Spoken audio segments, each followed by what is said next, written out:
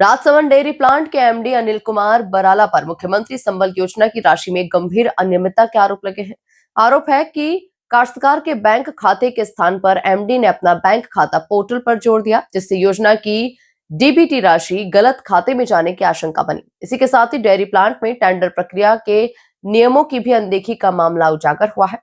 डिंगेला निवासी काश्तकार अरविंद सिंह ने 19 दिसंबर को चेयरमैन लक्ष्मी नारायण गुर्जर को शिकायत देकर बताया कि पोर्टल पर नाम पता सही होने के बावजूद बैंक खाता किसी अन्य व्यक्ति का दर्ज था। जांच में ये भी सामने आया कि राजसमंद जिला दुग्ध संघ की निविदा प्रक्रिया में पारदर्शिता का अभाव रहा और आरटीपीपी नियमों का उल्लंघन हुआ है। मामले को गंभीर मानते हुए Rajasthan cooperative dairy federation limited ने एमडी अनिल कुमार बराला को कारण बताओ नोटिस जारी कर 7 दिन में जवाब मांगा। संवाददाता मीठालाल गुर्जर।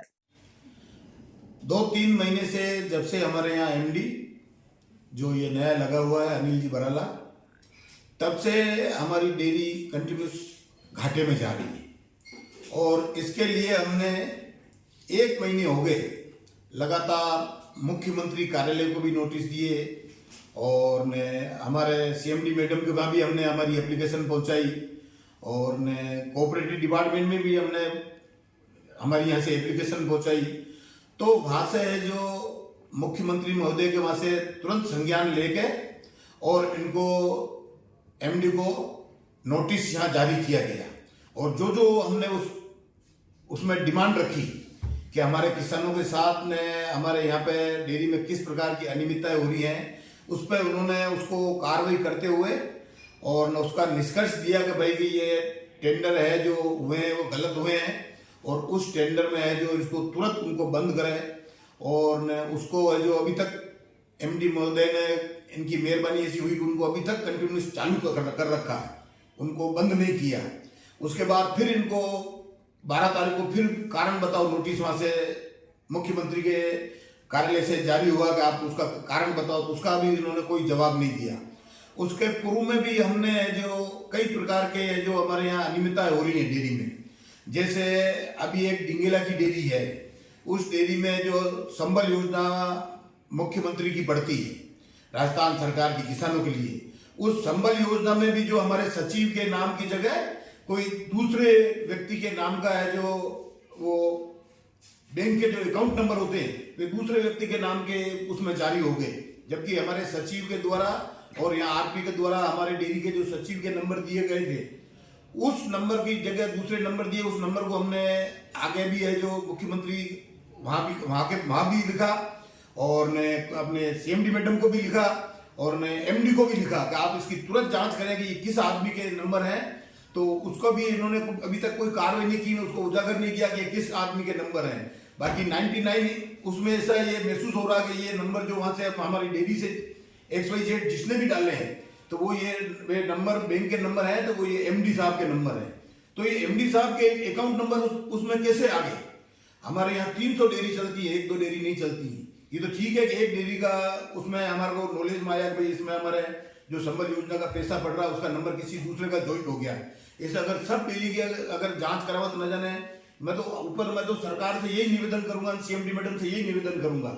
कि आप कृपा करके इन सब समितियों की जांच करावें। कहीं ऐसा तो नहीं है कि हमारे किसानों का खाते का पैसा है वो कोई बीच में भ्रष्टाचार करके उनको अरोग रहा है। तो आप इसके भी ये संज्ञान लें। हमारे यहाँ है जो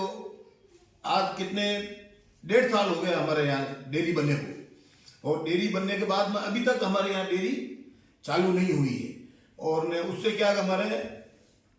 प्रति मंथ तो 4 लाख के लमसम तो हमारे लाइट का बिल का भार और मशीनों का हमारा जो स्टाफ हमने बढ़ाया था कि भाई डेयरी चालू हो जाएगी तो वो स्टाफ बढ़ेगा, तो उसका खर्चा यूं करके हमको 8-10 लाख का ये नुकसान होता जा रहा है। किसको? डेयरी को। तो ये भार कौन उठाएगा? ये भार सब हमारे किसानों पे पड़ रहा है। तो मैं तो यही निवेदन करूंगा कि जो जो हमारे अनियमितता के कागज हमने भेजे हैं आरसीडीएफ मैडम को और मुख्यमंत्री वहां कार्यालय तक, तो कृपा करके उन पर आप संज्ञान लें और जो आदमी इनमें जो दोषी हैं उनको खिलाफ तुरंत कार्रवाई करें। और ऐसे एमडी और ऐसे भ्रष्टाचारी जो ठेकेदार हैं जिनसे हमारे आम पशुपालक दुखी, एक नहीं आप गांव गांव जाओ, पूरे किसानों ने हमको लिख के दिया, वो लेटर भी हमने एमडी मैडम को दिया कि भाई क्या आपने जो कि भाई इसको तुरंत इनको हटा के और आप नए चालू करो, तो उसका भी उसके ऊपर भी उन्होंने कोई कार्रवाई नहीं की। जो उससे हमको साल के जो किसानों को समझ लो खाते में अभी ठेका हुआ है, वर्तमान में पुराना ठेका चल रहा था 28 में, और वर्तमान में जो टेंडर हुए थे वो चल रहे हैं, वर्तमान में टेंडर हुए वो हुए 14 रुपए में, तो उनको नहीं देकर 28 रुपए वाले को वापस चालू कर दिया, तो उससे साल का हमको 60 लाख रुपए के लमसम नुकसान होगा, तो उसकी भरपाई भी कौन करेगा, उसको भी उन्होंने अभी तक बंद नहीं किया। और सबसे बड़ा पॉइंट तो ये है कि हमने 1.5 महीने हो गए हमको बोर्ड की बैठक आउट होने को, 1.5 महीना हो गया भाई साहब, 1.5 महीने से हमने जो बोर्ड में फैसले लिए कि भाई ये काम हमारा होना चाहिए जिससे हमको डेयरी व्यवस्थित चले और डेयरी वहां जो हानि में जा रही है वो व्यवस्थित स्थिति में आ जाए। अभी तक एमडी साहब ने यहाँ से उनकी है जो प्रोसीडिंग की कॉपी तक वहां जयपुर नहीं भेजी है, जबकि नियम है कि 7 रोज के अंदर वो कॉपी जयपुर पहुंच जानी चाहिए। जब इन्होंने नहीं भेजी इस कॉपी को, तो हम 11 डायरेक्टर इकट्ठे होके फिर हमने एक अलग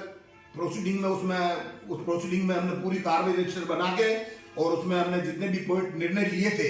बोर्ड की बैठक में वो हमने सीएमडी मैडम को भेजे हैं। मैं तो उनसे निवेदन करूंगा कि उनको तुरंत लागू करके और आप कृपा करें और ऐसे भ्रष्ट अधिकारी को आप तुरंत यहाँ से हटावें और कोई अच्छे से अच्छे आदमी जो जानकार और सीनियर आदमी हो ऐसे सीएमडी को लगावें, क्योंकि अभी तक तो हमारी डेयरी चालू नहीं हुई है। उसके पहले ये दलदल में अगर हमारी डेयरी धंस गई तो हमारी डेयरी की स्थिति क्या होगी। आप कृपा करें, किसानों की तरफ ध्यान दें। हमारे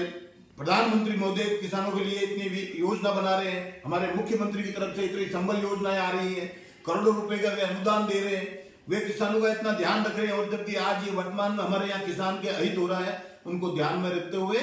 जो ये अनियमितता हमारी डेयरी में हुई है इसका आपके माध्यम से मैं तो सरकार से यही निवेदन करूंगा कि तुरंत समाधान करें ताकि किसानों को लाभ होगा। बाकी किसान आने वाले समय में इतने उद्बुलित हैं कि अगर इसको नहीं किया गया तो किसान सब डेयरी का दूध बंद करेंगे और आमरण अनशन करेंगे और धरना देंगे। मैं तो यही निवेदन करूंगा कि आपके माध्यम से हमारी प्रार्थना पहुंचे, सरकार तक पहुंचे, सीएमडी मैडम तक पहुंचे और इस पे जल्दी से जल्दी कार्रवाई करें।